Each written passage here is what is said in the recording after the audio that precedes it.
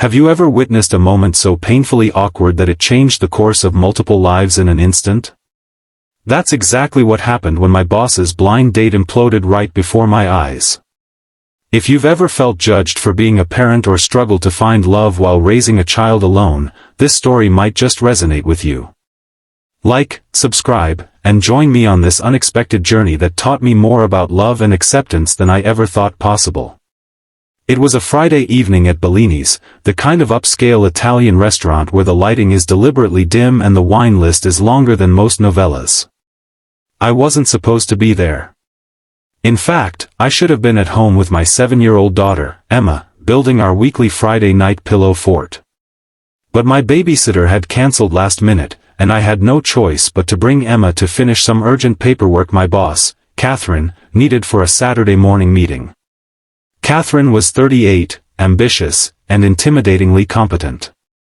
As the marketing director of our firm, she commanded respect with her sharp intellect and even sharper fashion sense. That evening, she was dressed in a sleek black dress, her dark hair falling in perfect waves around her shoulders. She was also visibly nervous, fidgeting with her earring as she waited at a corner table. "Daniel, thank you for coming on such short notice," she said when she spotted us. Her eyes flickered briefly to Emma, who was clutching her worn stuffed rabbit, Mr. Flopsy. "I just need those client projections before my date arrives." Emma climbed onto a chair at the empty table behind Catherine's, opening her coloring book without prompting. She was used to these impromptu work moments, having grown up in the 3 years since her mother walked out on us with little explanation beyond a note saying she needed to find herself. I handed Catherine the folder. "Everything's there. We should be out of your hair in 5 minutes." That's when I noticed him approaching, tall, expensively dressed, with the confident stride of someone who expected the world to part for him. Catherine's blind date, presumably. I recognized him vaguely from industry events, Martin Chambers, CEO of a rival marketing firm. "Catherine?" he asked, his smile practiced and perfect. Catherine stood, smoothing her dress. "Martin, it's lovely to finally meet you in person." I gathered my things, preparing to leave with Emma, when I heard Martin's voice drop an octave. "I wasn't aware this was a family dinner." Catherine looked confused. "I'm sorry." Martin nodded toward Emma, who was quietly coloring, oblivious to the tension suddenly filling the air. "Oh." Catherine laughed. "No, that's not my daughter. That's my employee Daniel's child. He was just dropping off some work." The relief on Martin's face was immediate and unmistakable. "Thank goodness. I don't date women with children. Too much baggage." The restaurant seemed to go silent, though I'm sure that was just my perception. Catherine's smile froze on her face. I felt my cheeks burn with a familiar anger, the same one I felt whenever someone implied that being a parent somehow made a person less worthy of love or respect. "Excuse me?" Catherine said, her voice dangerously quiet. Martin shrugged, seemingly oblivious to the shift in atmosphere. "It's just a personal preference. Kids complicate things. I like my freedom, my spontaneous trips to Paris, my uninterrupted sleep." He chuckled as if he'd made a harmless joke. I should have left. This wasn't my business. But Emma was watching now, her big brown eyes taking in the scene with the perceptiveness that children often possess but adults rarely credit them for. Catherine's gaze shifted from Martin to Emma, then to me. Something changed in her expression, a softening, a realization. "Actually, Martin," she said, gathering her purse, "I think there's been a misunderstanding. I am a package deal, just not in the way you thought." Martin's brow furrowed. "What do you mean?" Catherine walked over to our table and placed a gentle hand on Emma's shoulder. "This little artist is Emma.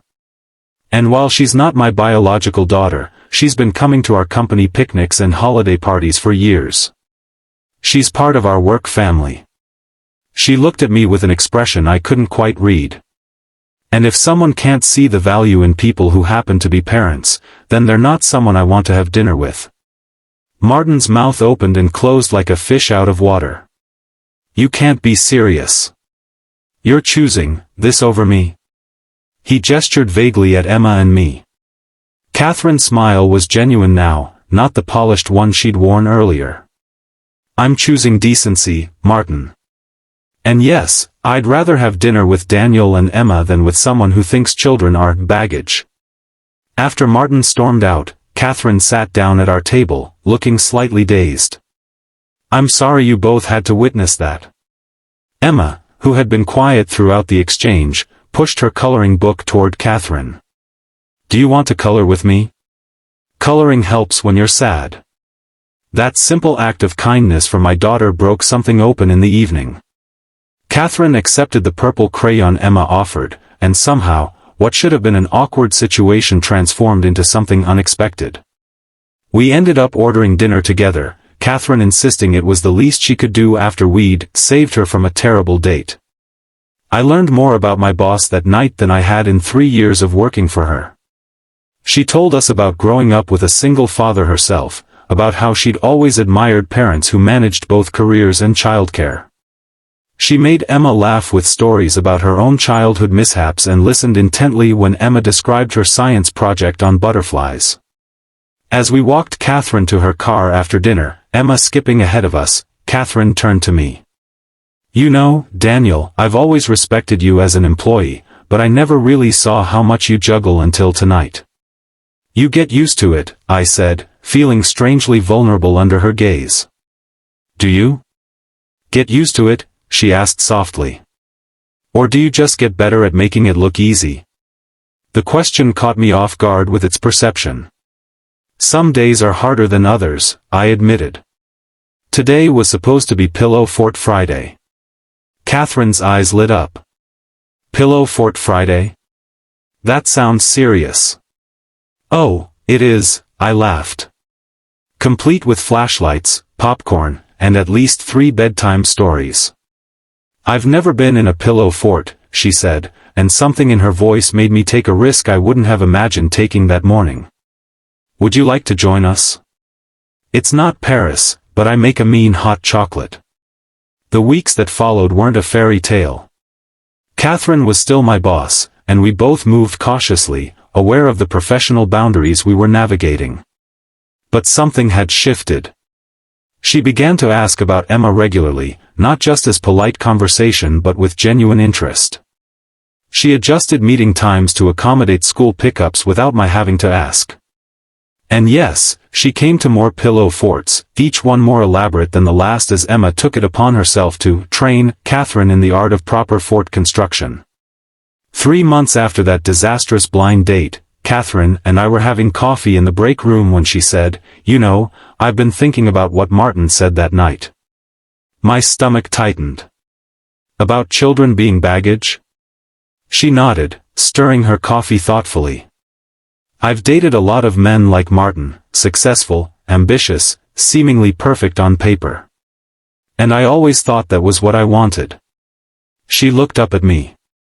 But watching you with Emma, seeing how you've built this beautiful life together despite everything, it made me realize I've been valuing all the wrong things. Catherine. Let me finish, she said gently. I'm not saying this because I expect anything from you. I just want you to know that you and Emma haven't just changed my perspective on dating parents. You've changed how I see family, commitment, what matters in life. That conversation marked another turning point. We began dating officially, with Emma's enthusiastic approval. Catherine never tried to replace Emma's mother, but she brought something new and wonderful to our little family, game nights that dissolved into laughter, Sunday morning pancake competitions, a feminine perspective that Emma increasingly sought as she grew. A year later, Catherine was offered a promotion that would have made her the youngest CEO in our company's history. It also would have required extensive travel.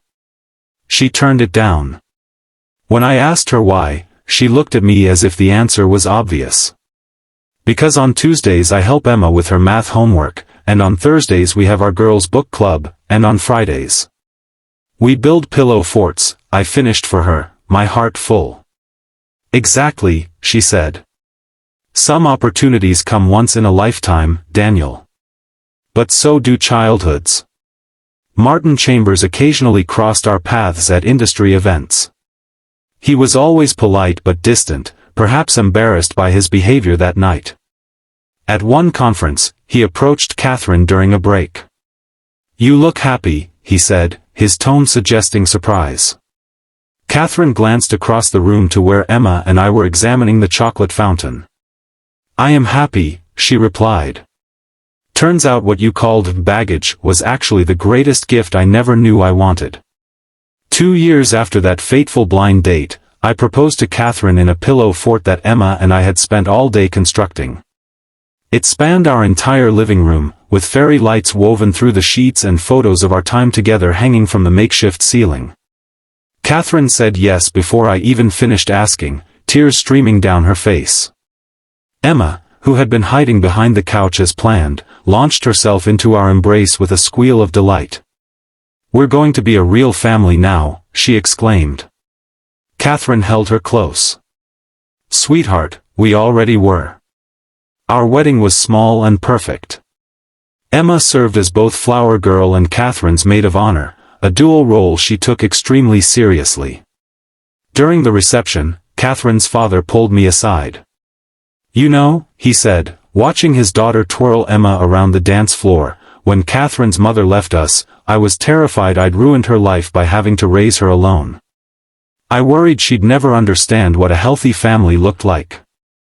I followed his gaze, my chest tight with emotion. "You did an amazing job with her." He patted my shoulder. "So did you with Emma. And now look what you've built together." That night, after Emma had finally fallen asleep, exhausted from dancing and cake, Catherine and I sat on our porch swing, still in our wedding clothes. "Do you ever think about that night at Bellini's?" she asked, her head on my shoulder. "How differently things could have gone. I thought about it often, how close we'd come to missing this life together. If my babysitter hadn't cancelled. If Catherine had chosen differently when Martin showed his true colors. If I hadn't taken the risk of inviting my boss to a pillow fort.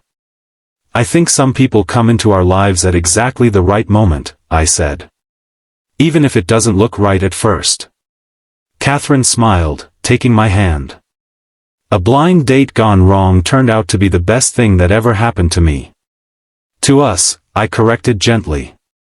As we sat there, planning our future in whispers under the stars, I thought about all the single parents out there, feeling judged or overlooked or too complicated to love. I wished I could tell them all what I had learned, that the right person doesn't see your child as baggage but as a bonus, an extra heart to love, an additional source of joy.